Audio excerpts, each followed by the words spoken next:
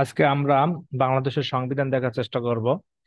হ্যাঁ, সরল অনুবাদ আগে দেখার চেষ্টা করব, তারপরে আমরা এটাকে প্রশ্ন আকারে দেখার চেষ্টা করব যাতে আমাদের পরীক্ষায় সহায়ক হয়। তো উপরে লেখা আছে বিসমিল্লাহির রহমান রহিম, দয়াময় পরম দয়ালু আল্লাহর নামে, পরম করুণাময় সৃষ্টিকর্তার নামে। হ্যাঁ, অর্থটা যে পার্থক্য রয়েছে অর্থের মধ্যে। এটা হলো দয়াময় পরম দয়ালু আল্লাহর নামে, আর পরম করুণাময় সৃষ্টিকর্তার নামে, আল্লাহর নামে, সৃষ্টিকর্তার নামে। তারপরে প্রস্তাবনার প্রথম অংশে আমরা বাংলাদেশের জনগণ 1971 খ্রিস্টাব্দের মার্চ মাসের 26 তারিখে স্বাধীনতা ঘোষণা করিয়া জাতীয় মুক্তির জন্য ঐতিহাসিক সংগ্রামের মাধ্যমে স্বাধীন ও সার্বভৌম গণপ্রজাতন্ত্রী বাংলাদেশ প্রতিষ্ঠা করিয়াছি।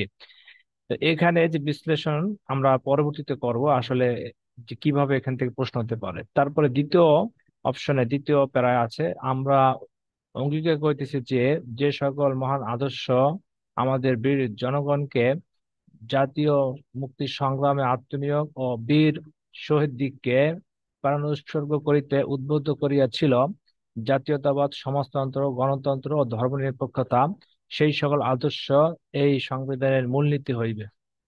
ঠিক আছে, এই বিষয়গুলো আমরা প্রশ্ন আকারে দেখার চেষ্টা করব। তারপরে তৃতীয় যে প্যারা, সেখানে আছে, আমরা আরো অঙ্গীকার করতেছি যে আমাদের রাষ্ট্রের অন্যতম মূল লক্ষ্য হইবে গণতান্ত্রিক পদ্ধতিতে এমন এক শোষণমুক্ত সমাজতান্ত্রিক সমাজের প্রতিষ্ঠা, যেখানে সকল নাগরিকের জন্য আইনের শাসন, মৌলিক মানবাধিকার এবং রাজনৈতিক, অর্থনৈতিক ও সামাজিক সাম্য, স্বাধীনতা ও সুবিচার নিশ্চিত হইবে। এরপরে চতুর্থ পাড়ায় যেটা আছে, যে আমরা দৃঢ়ভাবে ঘোষণা করতেছি যে আমরা যাহাতে আমরা যাহাতে স্বাধীন সত্তায় সমৃদ্ধ লাভ করিতে পারি এবং মানব জাতির প্রগতিশীল আশা আকাঙ্ক্ষার সহিত সংগতি রক্ষা করিয়া আন্তর্জাতিক শান্তি ও সহযোগিতার ক্ষেত্রে পূর্ণ ভূমিকা পালন করতে পারি, সেই জন্য বাংলাদেশের জনগণের অভিপ্রায়ের অভিব্যক্তি স্বরূপ এই সংবিধানের প্রাধান্য অক্ষুণ্ণ রাখা এবং ইহার রক্ষণ, সমর্থন ও নিরাপত্তা বিধান আমাদের পবিত্র কর্তব্য। পঞ্চম প্যারা যেটা আছে, এত দ্বারা আমাদের এই গণপরিষদে অদ্য 1379 বঙ্গাব্দের কার্তিক মাসের 18 তারিখ মোতাবেক 1972 খ্রিস্টাব্দের নভেম্বর মাসের 4 তারিখে আমরা এই সংবিধান রচনা ও বিধিবদ্ধ করিয়া সমবেতভাবে গ্রহণ করিলাম। এটা হইতেছে সরল ভাবে আমরা পড়ে নিলাম যে আসলে সংবিধানের প্রস্তাবনায় কি আছে। এখন আমরা যদি প্রশ্ন আকারে দেখার চেষ্টা করি, এই বিষয়টা আমরা প্রশ্ন আকারে দেখার চেষ্টা করব। হ্যাঁ, প্রশ্ন আকারে দেখলে আমাদের জন্য সুবিধা হবে।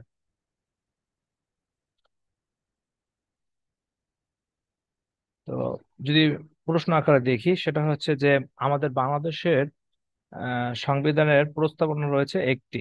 প্রশ্ন এরকম হতে পারে যে বাংলাদেশের সংবিধানে কয়টি প্রস্তাবনা আছে, প্রিএম্বল আছে? উত্তর হবে একটি। এরপরে আহ, প্রশ্ন এরকম হতে পারে যে বাংলাদেশের প্রস্তাবনার উপরে কি লেখা আছে। উপরে লেখা আছে, সংবিধানের প্রস্তাবনার উপরে লেখা আছে বিসমিল্লাহির রহমান রহিম, দয়াময় পরম দয়ালু আল্লাহর নামে, পরম করুণাময় সৃষ্টিকর্তার নামে। ঠিক আছে, এর উত্তর হতে পারে।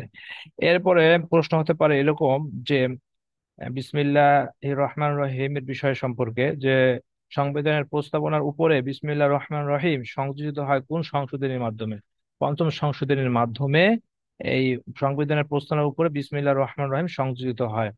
এরপরে এই প্রস্তাবনা সম্পর্কে একটা সবচেয়ে গুরুত্বপূর্ণ একটা তথ্য হচ্ছে যে পৃথিবীর সর্বপ্রথম, হ্যাঁ, যুক্তরাষ্ট্রের সংবিধানে এই প্রস্তাবনা যুক্ত করা হয়েছিল 1787 সালে। 1787 সালে সর্বপ্রথম পৃথিবীর আহ, যে সংবিধানে প্রস্তাবনা যুক্ত করা হয় সেটা হলো যুক্তরাষ্ট্রের সংবিধানে। ঠিক আছে, প্রশ্ন হতে পারে এভাবে যে সর্বপ্রথম পৃথিবীর কোন দেশ সংবিধানের প্রস্তাবনা সংযুক্ত করে? সেটা হলো যুক্তরাষ্ট্র, 1787 সালে। এরপরে বলা হতে পারে যে আসলে প্রস্তাবনাটা কি, সংবিধানের কি? প্রশ্ন, এটা হলো সংবিধানের দর্পণ, দর্শন অথবা গাইডিং স্টার। ঠিক আছে, এভাবে প্রশ্ন হতে পারে। আমরা প্রশ্ন আকারে দেখতেছি যাতে আমাদের পরীক্ষার জন্য সহায়ক হয়। এরপরে আমরা এইমাত্র দেখলাম যে আমাদের বাংলাদেশের সংবিধানের প্রস্তাবনার অংশ আছে 5টি। তাহলে এবার প্রশ্ন হতে পারে যে বাংলাদেশের সংবিধানের প্রস্তাবনায় কয়টি অংশ রয়েছে? 5টি। এবং এখন প্রশ্ন হতে পারে আহ আসলে 5টি অংশে কয়টি মূল বিষয় আলোচিত হয়েছে? সংবিধানের প্রস্তাবনায় মূল কয়টি বিষয় আলোচিত হয়েছে? 5টি। 5টি অংশে 5টি বিষয় আলোচিত হয়েছে। এবং এই সংবিধান কতবার সংশোধন করা হয়েছে? সংবিধান না, মানে প্রস্তাবনা, আমরা যেহেতু প্রস্তাবনা নিয়ে আলোচনা করতেছি, যে এরকম প্রশ্ন হতে পারে যে বাংলাদেশের সংবিধানের প্রস্তাবনাকে এ পর্যন্ত কতবার সংশোধন করা হয়েছে? 2বার। ঠিক আছে। আবারও বলি যে বাংলাদেশের সংবিধানের প্রস্তাবনাকে এ পর্যন্ত কতবার সংশোধন করা হয়েছে? 2বার। যদি বলা হয় কোন কোন সংশোধনের মাধ্যমে সংশোধন করা হয়েছে প্রস্তাবনাকে, তাহলে উত্তর হবে হলো পঞ্চম এবং 15তম সংশোধনীর দ্বারা। হ্যাঁ, পঞ্চম এবং 15তম সংশোধনীর দ্বারা বাংলাদেশের সংবিধানের প্রস্তাবনাকে 2বার সংশোধন করা হয়। একটা হলো পঞ্চম সংশোধনী, আর একটা হচ্ছে 15তম সংশোধনী। এরপরে আমরা যদি প্রথম প্যারার দিকে তাকাই, প্রথম, তাহলে সেখানে আমাদের যে প্রশ্ন উত্থাপিত হয় প্রথম প্যারার দিকে, সেটা হচ্ছে যে দ্বিতীয় সামরিক ফরমান দ্বারা প্রস্তাবনায় কিছু পরিবর্তন করা হয়েছিল। দ্বিতীয় ফরমান দ্বারা প্রস্তাবনায় ছিল যে জাতির মুক্তির জন্য ঐতিহাসিক সংগ্রাম, এই বাক্য অংশের স্থলে জাতীয় স্বাধীনতার জন্য ঐতিহাসিক যুদ্ধের শব্দাবলী প্রতিস্থাপন করা হয়েছিল। ঠিক আছে, দ্বিতীয় সামরিক ফরমান দ্বারা। তাহলে প্রশ্ন এরকম হতে পারে যে দ্বিতীয় সামরিক ফরমান দ্বারা প্রস্তাবনার কোন অংশটি পরিবর্তন করা হয়েছে? তাহলে উত্তর হবে যে প্রস্তাবনার জাতীয় মুক্তির জন্য ঐতিহাসিক সংগ্রাম, এই বাক্য অংশটার স্থানে জাতীয় স্বাধীনতার জন্য ঐতিহাসিক যুদ্ধের শব্দগুলি প্রতিস্থাপন করা হয়। অর্থাৎ শুধু চেঞ্জ করা হয়েছে, যেটা সেটা হলো মুক্তি আর সংগ্রাম। মুক্তির জায়গায় বসানো হয়েছে স্বাধীনতা, আর সংগ্রামের জায়গায় বসানো হয়েছে যুদ্ধের। ঠিক আছে। তো এটা হলো দ্বিতীয় ফরমানের মাধ্যমে চেঞ্জ করা হয়, দ্বিতীয় সামরিক ফরমানের দ্বারা এই বিষয়টা পরিবর্তন করা হয়েছিল।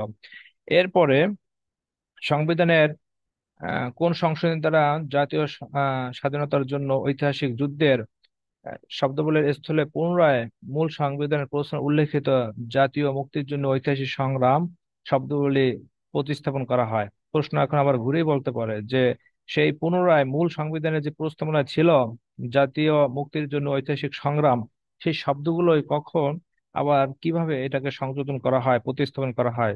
সেটা হলো যে 15তম পঞ্চদশ সংশোধনীর দ্বারা। 15তম পঞ্চদশ সংশোধনীর দ্বারা আবার সেই 72 সংবিধানের মূল সংবিধানের প্রস্তাবনায় যে উল্লেখিত ছিল জাতীয় মুক্তির জন্য ঐতিহাসিক সংগ্রাম, সেই শব্দগুলো প্রতিস্থাপন করা হয়। যেখানে পঞ্চম সংশোধনীর, পঞ্চম না, দ্বিতীয় সামরিক ফরমান দ্বারা যে শব্দগুলো অ্যাড করা হয়েছিল, যেখানে বলা হয়েছিল জাতীয় স্বাধীনতার জন্য ঐতিহাসিক যুদ্ধের, সেই জাতীয় স্বাধীনতার জন্য ঐতিহাসিক যুদ্ধের স্থানে জাতীয় মুক্তির জন্য ঐতিহাসিক সংগ্রাম, এই শব্দগুলো প্রতিস্থাপন করা হয়। ঠিক আছে। তাহলে এখন যেটা আছে যে জাতীয় মুক্তির জন্য ঐতিহাসিক সংগ্রামের মাধ্যমে, এইটাই কিন্তু মূল সংবিধানে ছিল। শুধু মাঝখানে দ্বিতীয় সামরিক ফরমান দ্বারা এটাকে পরিবর্তন করা হয়েছিল জাতির স্বাধীনতার জন্য ঐতিহাসিক যুদ্ধের মাধ্যমে, এই বিষয়টা ছিল। যাই হোক, এরপরে যদি প্রশ্ন করা হয় যে জাতীয় মুক্তির জন্য ঐতিহাসিক সংগ্রাম, এই শব্দগুলি দ্বারা আসলে কাদেরকে স্বীকৃতি দেওয়া হয়, কাদেরকে বোঝানো হয়? বলতে পারে যে জাতীয় মুক্তির জন্য ঐতিহাসিক সংগ্রামের মাধ্যমে এই এই শব্দগুলি দ্বারা, সংগ্রাম, এই শব্দগুলি দ্বারা আসলে কাদেরকে শিখিয়ে দেওয়া হয়? এর উত্তর এভাবে হতে পারে যে বাংলাদেশের ভূখণ্ড প্রতিষ্ঠার জন্য যারা সংগ্রাম করেছে, বিশেষ করে 1952 সাল থেকে 1971 সালের 16 ডিসেম্বর পর্যন্ত যারা সংগ্রাম করেছে, তাদেরকে স্বীকৃতি দেওয়া হয়। ঠিক আছে। এরপরে প্রথম অংশ থেকে আমাদের আরো প্রশ্ন হতে পারে এভাবে যে প্রস্তাবনায় কোন ধরনের বাংলাদেশ প্রতিষ্ঠা হওয়ার প্রত্যয় ব্যক্ত হয়েছে? স্বাধীন এবং সার্বভৌম। স্বাধীন এবং সার্বভৌম আহ বাংলাদেশ প্রতিষ্ঠা হওয়ার প্রত্যয় ব্যক্ত হয়েছে। এরপরে আমরা দ্বিতীয় যদি অংশে যাই, প্রথম অংশে আরেকটা প্রশ্ন হতে পারে, স্বাধীনতা ঘোষণা করা হয়েছে 71 সালে 26শে মার্চ, এই প্রশ্নটা হতে পারে। এরপরে আমাদের দ্বিতীয় প্যারা যদি আমরা আসি, তাহলে এখানে যে প্রশ্ন হতে পারে সেটা এভাবে হতে পারে যে সংবিধানের কয়টি মূলনীতির কথা বলা আছে, অর্থাৎ দ্বিতীয় প্যারায় সংবিধানের মূলনীতির কথা নিয়ে বলা আছে দ্বিতীয় প্যারায়। তাহলে সংবিধানের প্রস্তাবনায় আহ সংবিধানের কয়টি মূলনীতির কথা আছে? উত্তর হবে 4টি। উত্তর হবে কয়টি? 4টি। যে সংবিধানের প্রস্তাবনায় সংবিধানের কয়টি মূলনীতির কথা আছে? 4টি। এখন প্রশ্ন আবার এভাবে হতে পারে যে সংবিধানের প্রস্তাবনায় কি কি মূল নীতির কথা ছিল। যেহেতু সংবিধান অনেক সময় সংশোধন পরিবর্তন হয়, সেই জন্য প্রশ্ন এরকম হতে পারে যে মূল সংবিধানের প্রস্তাবনায় কি কি মূলনীতির কথা ছিল। ঠিক আছে, এই জন্য এরকম প্রশ্ন হতে পারে। তাহলে মূল সংবিধানের প্রস্তাবনায় যেই যেই মূলনীতি ছিল তা হইতেছে জাতীয়তাবাদ, সমাজতন্ত্র, গণতন্ত্র, ধর্মনিরপেক্ষতা। জাতীয়তাবাদ, সমাজতন্ত্র, গণতন্ত্র এবং ধর্মনিরপেক্ষতা ছিল, এটা হলো মূল সংবিধানের ছিল। এটা আসলে পরিবর্তন করা হয়, যার কারণে আর কি এরকম প্রশ্ন হতে পারে যে মূল সংবিধানের আসলে প্রশ্নে কি কি মূলনীতি ছিল। জাতীয়তাবাদ, সমাজতন্ত্র, গণতন্ত্র এবং ধর্মনিরপেক্ষতা। তারপরে প্রশ্ন হতে পারে এরকম যে তাহলে পঞ্চম সংশোধনের মাধ্যমে যে সমাজতন্ত্র যে অ্যাড করা হয়েছিল, সমাজতন্ত্রের একটা ভিন্ন একটা ব্যাখ্যা করা হয়েছিল, সেটা আসলে কি ছিল?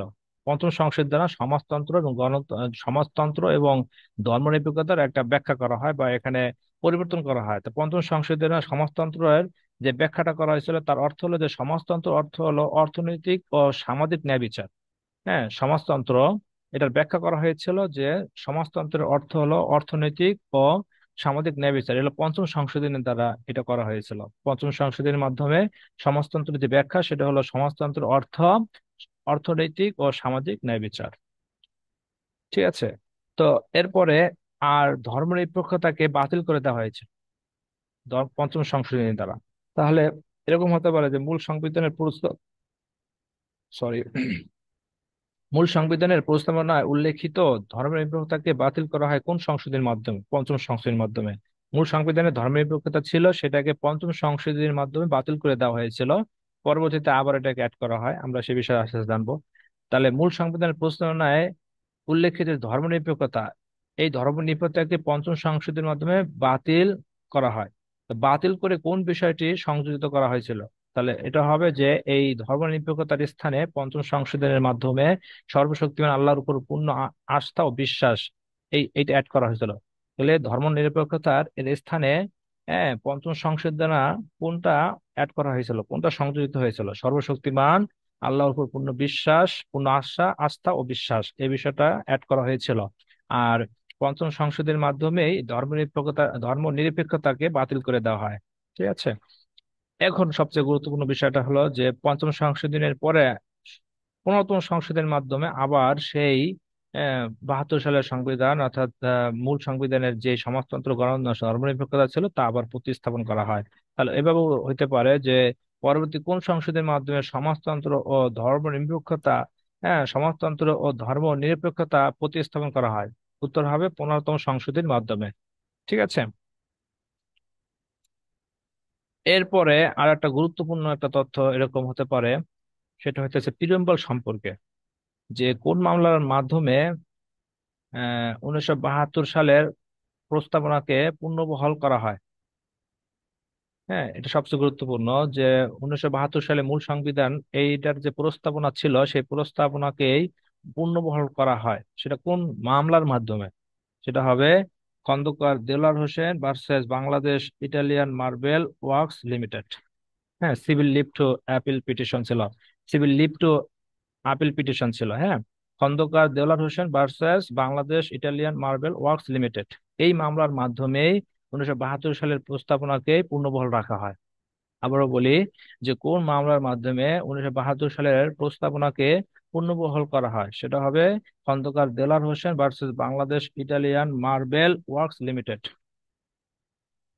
1900 এটা হলো 2009 সালের মামলা।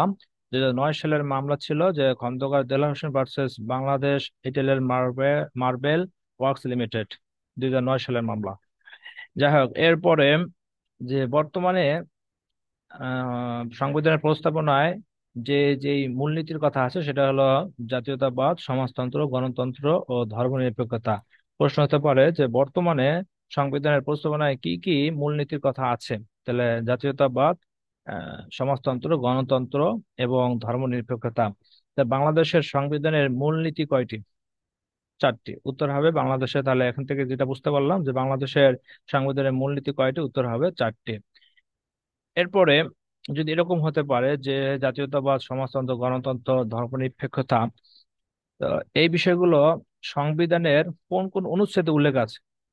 হ্যাঁ, সংবিধানের প্রস্তাবনায় তো উল্লেখ আছেই, কিন্তু সংবিধানের প্রস্তাবনা উল্লেখ করা ছাড়াও, প্রস্তাবনা ছাড়াও কোন কোন অনুচ্ছেদে এই জাতীয়তাবাদ, সমাজতন্ত্র, গণতন্ত্র ও ধর্মনিরপেক্ষতা এই শব্দগুলো উল্লেখ আছে?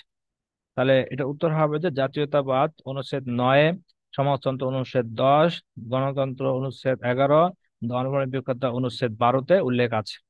তাহলে 9, 10, 11, 12, জাতীয়তাবাদ, সমাজতন্ত্র, গণতন্ত্র, ধর্মনিরপেক্ষতা, 9, 10, 11, 12। তাহলে এইভাবে যে প্রস্তাবনা ছাড়াও সংবিধানের 9, 10, 11, 12-তে এই জাতীয়তাবাদ, সমাজতন্ত্র, গণতন্ত্র ও ধর্মনিরপেক্ষতা শব্দগুলি উল্লেখ আছে। আর সবচেয়ে গুরুত্বপূর্ণ হলো যে 4টা এই সমাজতন্ত্র, জাতীয়তাবাদ, সমাজতন্ত্র, গণতন্ত্র এবং ধর্মনিরপেক্ষতা একসাথে উল্লেখ আছে কোন অনুচ্ছেদে? সেটা হবে অনুচ্ছেদ 8। প্রস্তাবনা ছাড়াও, উত্তর হবে এভাবে, প্রশ্ন হতে পারে এভাবে যে প্রস্তাবনা ছাড়াও সংবিধানের কোন অনুচ্ছেদে 4টি মূলনীতির উল্লেখ আছে? সেটা হবে অনুচ্ছেদ 8। অনুচ্ছেদ 8-এ, 8 অনুচ্ছেদে কিন্তু এই বিষয়টা উল্লেখ আছে। এখন আমরা তৃতীয় প্যারা যাইতে পারি। তৃতীয় প্যারার আগে আমরা এখানে প্রশ্ন ব্যাখ্যা করতে পারি, সেটা হলো যে বীর জনতাগণকে এবং বীর শহীদ দিককে উৎসর্গ করেছিল যে আদর্শ, সেই আদর্শের নামই ছিল জাতীয়তাবাদ, সমাজতন্ত্র, গণতন্ত্র, ধর্মনিরপেক্ষতা। এখন আমরা তৃতীয় প্যারা যাওয়ার চেষ্টা করব, তৃতীয় প্যারা দেখার চেষ্টা করব তৃতীয় প্যারা আসলে কি আছে। তো তৃতীয় প্যারা যেখানে আছে যে শোষণমুক্ত সমাজতান্ত্রিক সমাজ, অর্থাৎ প্রশ্ন এরকম হতে পারে এটা উপর ভিত্তি করে যে সংবিধানের প্রস্তাবনায় কোন ধরনের সমাজ প্রতিষ্ঠার কথা আছে। প্রস্তাবনায় কোন ধরনের সমাজ প্রতিষ্ঠার কথা আছে, সেটা হলো শোষণমুক্ত সমাজতান্ত্রিক সমাজ প্রতিষ্ঠার কথা উল্লেখ আছে। সংবিধানের প্রস্তাবনার আলোকে শোষণ মুক্ত সমাজতান্ত্রিক সমাজ প্রতিষ্ঠার পদ্ধতি কেমন হবে? সেটা হবে গণতান্ত্রিক পদ্ধতি উল্লেখ আছে, কিন্তু মূল লক্ষ্য হইবে গণতান্ত্রিক পদ্ধতিতে, অর্থাৎ এই আমাদের রাষ্ট্রের যে পদ্ধতি সেটা হবে গণতান্ত্রিক। ঠিক আছে, শোষণমুক্ত সমাজতান্ত্রিক সমাজ প্রতিষ্ঠার পদ্ধতি হবে কি গণতান্ত্রিক। এবং তৃতীয় প্যারায়, প্রস্তাবনার তৃতীয় প্যারায় আইনের শাসন এবং মৌলিক মানবাধিকার কথা আছে। তার প্রশ্ন হতে পারে যে এই সংবিধানের আইনের শাসন ও মৌলিক মানবাধিকার কথা উল্লেখ আছে প্রস্তাবনার কোথায়? প্রস্তাবনার তৃতীয় প্যারায়। ঠিক আছে, প্রস্তাবনার তৃতীয় প্যারায়, হ্যাঁ, আইনের শাসন এবং মৌলিক মানবাধিকার কথা উল্লেখ আছে। তারপরে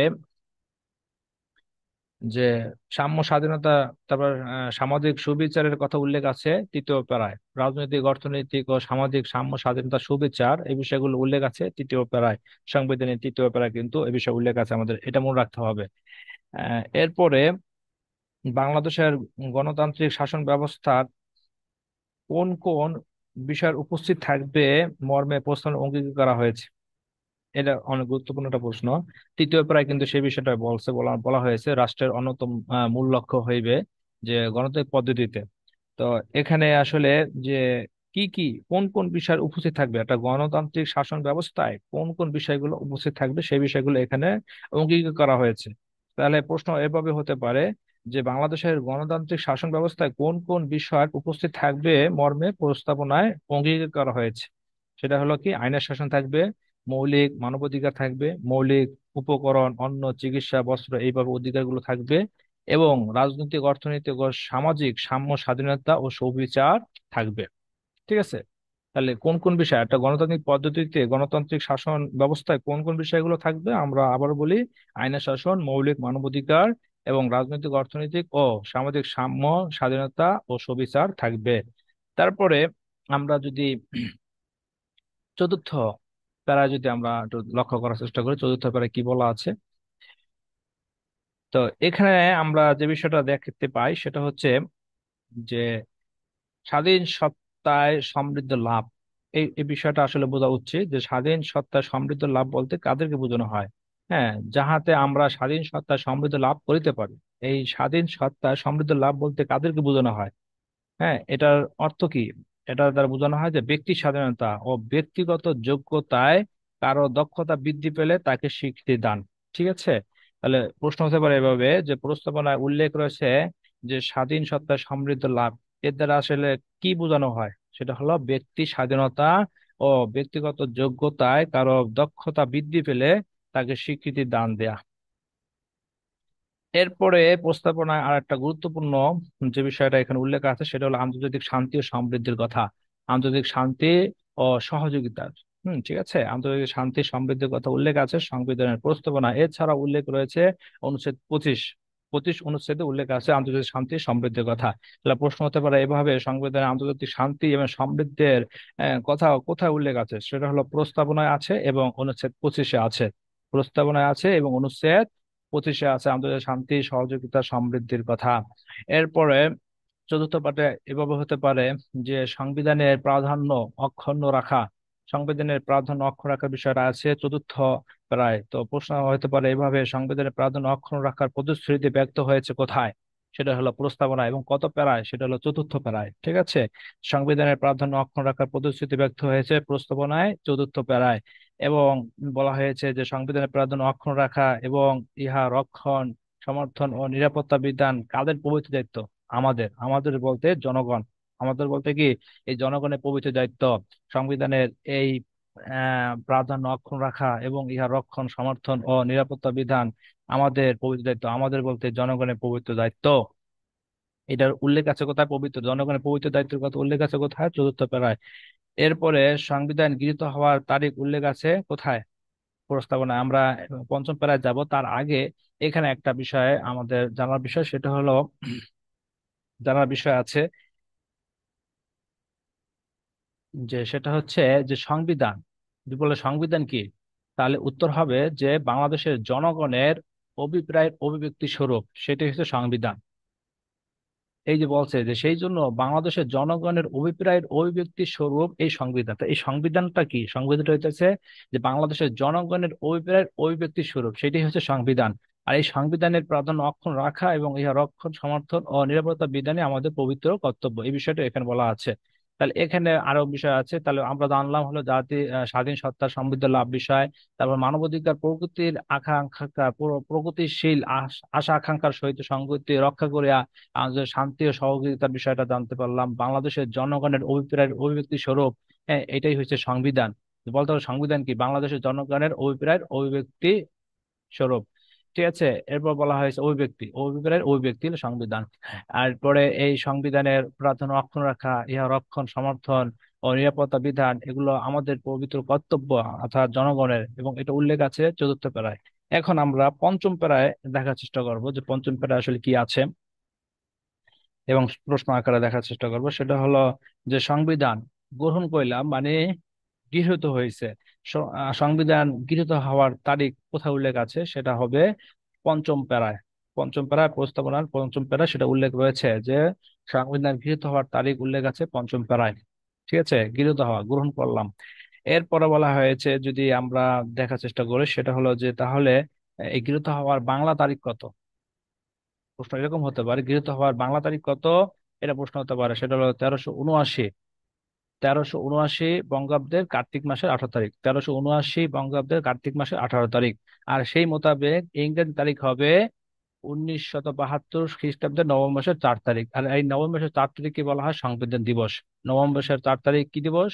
সংবিধান দিবস। সংবিধান দিবস কত তারিখ? নভেম্বর মাসের 4 তারিখ, 1972 সালের নভেম্বর মাসের 4 তারিখ গৃহীত হয়েছিল। হ্যাঁ, অর্থাৎ সেই গণপরিষদ এটাকে গ্রহণ করেছিল, সেটাই হলো গৃহীত হওয়া। তো এই হলো পঞ্চম প্যারা সম্পর্কে সাধারণ তথ্য। তাহলে এই এই এই সংবিধান গৃহীত হয়েছিল কোথায়? প্রশ্ন হতে পারে গণপরিষদে। আমরা এই গণপরিষদ মানে গণপরিষদ এটা গ্রহণ করেছিল, গৃহীত হয়েছিল বাংলা হইলো 1379 বঙ্গাব্দের কার্তিক মাসের 18 তারিখ। আর সেই মোতাবেক ইংরেজি তারিখ হইতেছে 1972 খ্রিস্টাব্দের নভেম্বর মাসের 4 তারিখ। আমরা এই সংবিধান রচনা এবং বিধিবদ্ধ করিয়া সমবেতভাবে গ্রহণ করিলাম, মানে গৃহীত হইল গণপরিষদে। এখন আমরা আরেকটু বিষয়ে জানার চেষ্টা করব, প্রস্তাবনা সম্পর্কে অনেক গুরুত্বপূর্ণ একটা বিষয়। সেটা হলো যে প্রস্তাবনা।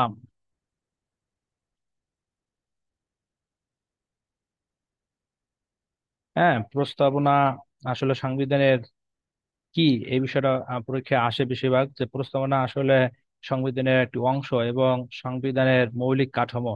হ্যাঁ, এই প্রস্তাবনা সংবিধানের একটা মৌলিক কাঠামো, এটাকে আসলে বাদ দেওয়া যায় না সংবিধান থেকে। সংবিধানের একটি অংশ এবং সংবিধানের মৌলিক কাঠামো প্রস্তাবনা। এবং এই যে সংবিধানের একটি অংশ এবং সংবিধানের মৌলিক বৈশিষ্ট্য। হ্যাঁ, এটা আসলে আমার আমার কথা দ্বারা হবে না, বরং এটা একটা সিদ্ধান্তের মাধ্যমে, বাংলা একটা মামলার সিদ্ধান্তের মাধ্যমে এটা আসলে ঘোষিত হয় যে প্রস্তাবনা সংবিধানের একটি অংশ। ঠিক আছে, প্রস্তাবনা সংবিধানে কি একটি অংশ এবং ইহা সংবিধানের মৌলিক বৈশিষ্ট্য। এটা সর্বপ্রথম যে মামলা ঘোষিত হয় সেটা হইতেছে কেশবানন্দ ভারতী মামলা। হ্যাঁ, কেশবানন্দ ভারতী মামলায় এটা সর্বপ্রথম প্রতিষ্ঠা লাভ করে যে প্রস্তাবনা এটি একটি সংবিধানের অংশ। এটা আসলে বাহিরে কিছু না, সংবিধানের বাহিরে না, বরং এটা সংবিধানের একটি অংশ এবং এটা সংবিধানের মৌলিক বৈশিষ্ট্য। এখানে মৌলিক বিষয়গুলো উল্লেখ করা আছে সংবিধানের, আমরা এক নজর সেটা দেখতে পারি। এটা হলো তাহলে মামলাটা অবশ্যই গুণ রাখতে হবে। সর্বপ্রথম যে মামলার মাধ্যমে প্রস্তাবনা সংবিধানের একটি অংশ এবং সংবিধানের একটি মৌলিক বৈশিষ্ট্য এটা গৃহীত হয়, এটাকে ঘোষিত করা হয়, সেটা হলো কেশব আনন্দ ভারতী মামলা। এটা কিন্তু দশম বিজে যে আসছিল, কোন মামলার মাধ্যমে সেটা আসছিল? কেশব আনন্দ ভারতী মামলা। যদি বলা হয় পুরো পুরো মামলাটার নাম নাম যেটা ছিল সেটা হলো Keshav Ananda Bharati versus state of Kerala. 1973 সালে মামলা ছিল, মনে রাখতে হবে। এই আর 1973 সালের মামলা, Kesavananda Bharati versus state of Kerala. এরপরে আমরা যদি আরেকটা গুরুত্বপূর্ণ তথ্য জানার চেষ্টা করি, সেটা হচ্ছে যে তাহলে বাংলাদেশের কোন সংবিধানে আসলে বলা হয়েছে যে প্রস্তাবনা বাংলাদেশের একটি অংশ, সংবিধান প্রস্তাবনা সংবিধানের একটি অংশ এবং ইহা সংবিধানের একটি মৌলিক বৈশিষ্ট্য। এই বিষয়টা, এই সিদ্ধান্তটা, এই রায়টা আসলে বাংলাদেশের কোন মামলার মাধ্যমে প্রতিষ্ঠা হয়েছে? সেটা বিখ্যাত মামলা হলো আনোয়ার হোসেন চৌধুরী বনাম বাংলাদেশ। আনোয়ার হোসেন চৌধুরী বনাম বাংলাদেশ। এবং এই আনোয়ার হোসেন চৌধুরী বনাম বাংলাদেশ মামলাটা কি নামে পরিচিতি লাভ করেছে? সেটা হলো অষ্টম সংশোধনী মামলা। এটা মনে রাখতে হবে। তাহলে বাংলাদেশের কোন মামলার মাধ্যমে যে প্রস্তাবনা সংবিধানের একটি অংশ এবং ইহা সংবিধানের মৌলিক বৈশিষ্ট্য সিদ্ধান্ত গৃহীত হয়, সেটা হলো আনোয়ার হোসেন চৌধুরী বনাম বাংলাদেশ। এবং সেটা ছিল অষ্টম সংশোধনীর মামলা। এবং এটা মনে রাখতে হবে যে আনোয়ার হোসেন চৌধুরী বনাম বাংলাদেশ মামলায় যে বিষয়টা প্রতিষ্ঠিত হয় সেটা হলো যে সংবিধানের মৌলিক কাঠামো। যে বিষয়টি প্রতিষ্ঠা লাভ করে সেটা হলো কি সংবিধানের মৌলিক কাঠামোগুলো প্রতিষ্ঠা লাভ করেছিল। এবং এই আনোয়ার হোসেন চৌধুরী বনাম বাংলাদেশ, এই মামলাটা ছিল 1989 1989 সালে মামলা ছিল আনোয়ার হোসেন চৌধুরী বনাম বাংলাদেশ। ঠিক আছে, 1979 মামলা ছিল বিএলডির। মনে রাখতে হবে এই বিষয়টা। এবং সংবিধানের মৌলিক কাঠামো প্রতিষ্ঠা লাভ করছে আনোয়ার হোসেন চৌধুরী বনাম বাংলাদেশের মাধ্যমে।